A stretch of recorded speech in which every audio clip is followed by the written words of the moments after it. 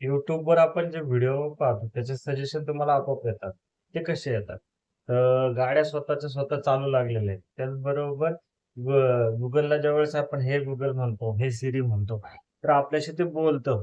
आपले commands accept करतं. हे सगळं होतं कशामुळे? त्या आर्टिफिशियल इंटेलिजन्समुळे. ही आर्टिफिशियल इंटेलिजन्स टेक्नॉलॉजी काय आहे? याच्यामध्ये आपल्याशी याचा निगडीत काय आहे? याच्यानंतर आपल्याला त्याचे परिणाम कसे होणार आहेत? आणि याचे चांगले वाईट जे काही बदल आपल्या लाईफवर होणार आहे ह्याच्या बाबतीत आज आपण आपल्या या व्हिडिओमध्ये पाहणार आहे.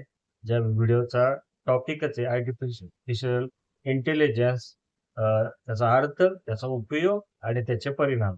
या 3 गोष्टीवर आज आपण त्या व्हिडिओमध्ये डिस्कस करणार आहे.